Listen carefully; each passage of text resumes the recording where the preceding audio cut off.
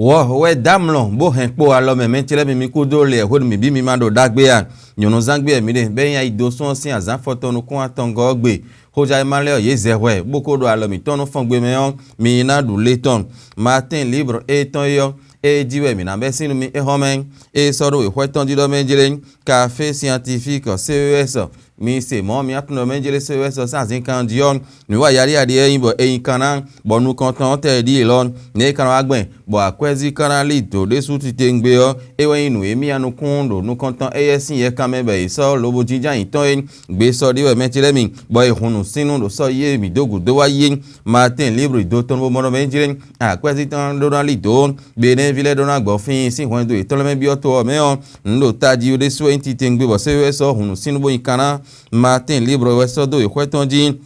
Martin libre do po e mo do benjele se de o sin ye kan o medion gbe so de tin bo yin play we go bo e do na blow e menchele mi bo play ne o sin do won ne e kan blow gbon bo do sin ali won no gege na se hodiyo do se de o sin ye kan me on e we nu e mi anu kunwe ku tonu e we na tijan yin we go ene on de lobo ni tamin do ho ene o Martin libre so do ikweton ji be menchele mi para ku fine dion e ko blaza kan we ko ne bo to pon la fine on ye me yin nu kunde iteme le ye wazo na tinjan yin bo ni tamen pon bo pon azankan ko gudo azo e ka nu kon be na wa ne kana fa sugbon ro e na si ko pa me adio e ro nu mo nkan ton bleu do friend Martin libre se bo so do e kweton din mi atu intro menjele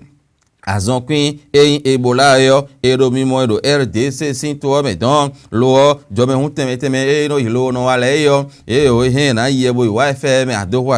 de me on ye me nu konto to ton le yo ye we do e bo Martin libre sin bo so do e kweton din le matinal e we mi na so din e ti me ko ndo me jile nu gbo ero pinpon yo me immédiateur me no ko gbe play to bi podo o gan to ton po le yo sen don do apa ile yo yo e na gbeje pon do so ye ro na hon we me menchele do demenu gun sin agba osan ropo mi amodo menjele ko ekunkula o kwezin zan ko ye ko tan yo e dans les vols intermédiaires di do so ropo yero na hon we menchele mi bo le matinan e se bo so do ko tan din le béninois libéré e we mi na so din e ti me no menjele nugbo ko ye me akwe to ton be razan yo e ko le len do alo vi wo menchele mi ko ho do fin o liva ropo ene liva ropo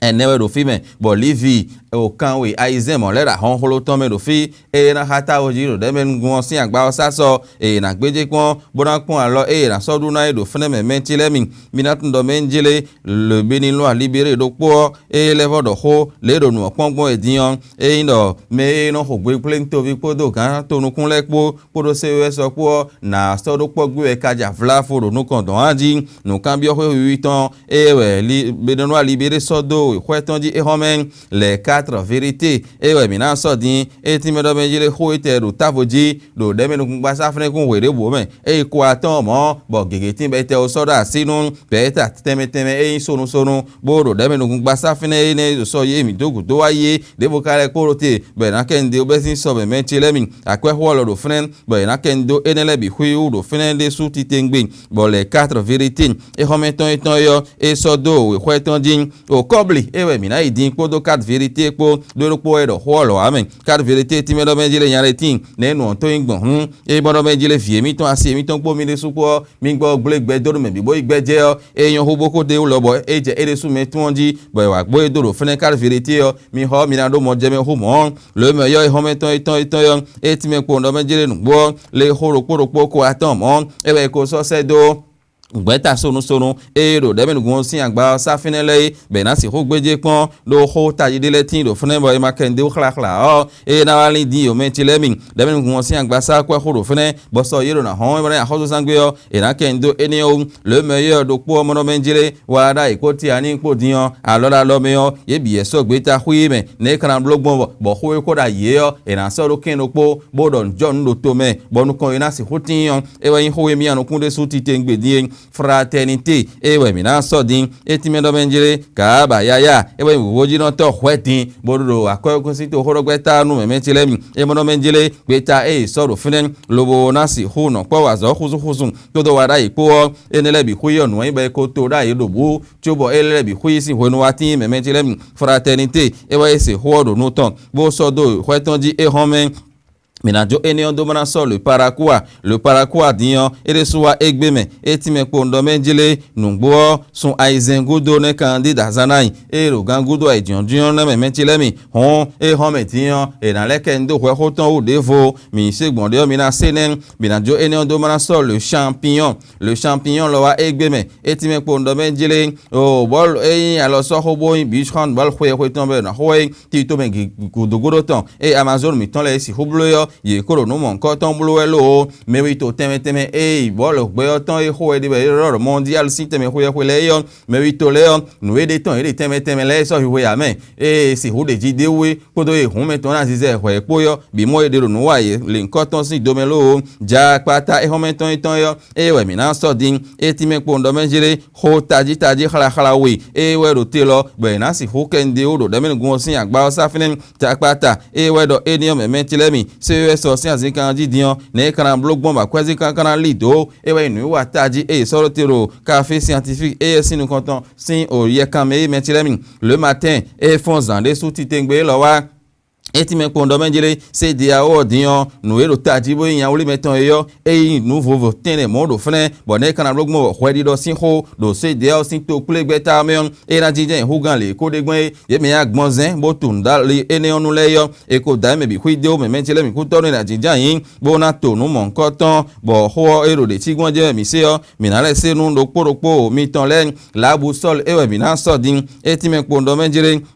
nugbo le ekoro wele sa mentilemi bona be vivu le so se do to gudo ne azote e kado na so zon yero to gudo don fi ka be vile kwetaun janu me mentilemi poro mi ton le yo ye ko iplo ibe do cha oru fine ye me do nu mon ko ton blo wele bo ho enion labu sol se bo so do kweton di so yero na ho e mentilemi nugbo de min le na jijan do ho gege o e na kwen do kwe ho locho ho devo le do ateji be na ken de o do fine labu do po mo majere nu eje do koblio emire sumise do men nya e horo de dio eglegbe do no viton e do sun afoto no kun do po e bo leglegbe do no o no de subo so nui bo e de sugbeto e koja e de do kan ko gbe baku bo nu mo koton di janu be wa egbo do me mete ne no to igbon hun hoja ma mi na hobodo mo jemelo menchele mi info matin e we mi na so din eti me pondo mejele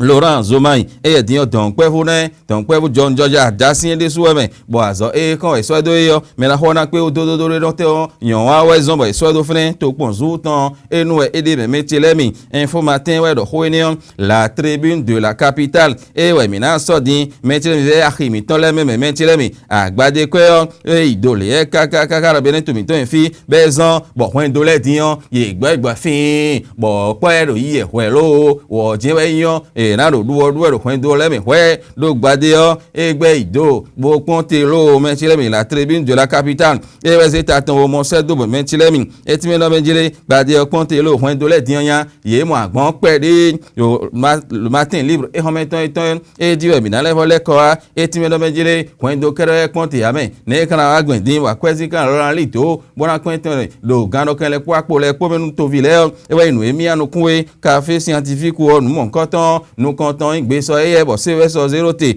bo ko ro tawen de die sin so ye hon wa ye me le vo ro tawen we yo pele we go e de jinja yin to me we se de o sin to pele gbe tanen ye me nu kun de jile jinja yin bo ni tawen de we ho teme e do se de o sin to pele gbe tanu le e we zon be na jinja yin mon kontan mo li nu kon de o me mentile mi matin libre do po e mo do me jile nu bo para ku fne azo ite o wa ka je fne din e bi orole e na jinja yin agbon bu lowo ni tamen de o tamen o mi de na le do hoja ma de vo e na ton so e o me mentilemi e na ten do poro po mitole nu e hoja mai ho metole yo ye henu teme le yo e do te nu mi e je mi ko de ne a kuro no gbero to ma wa so ira ho e mi na le pese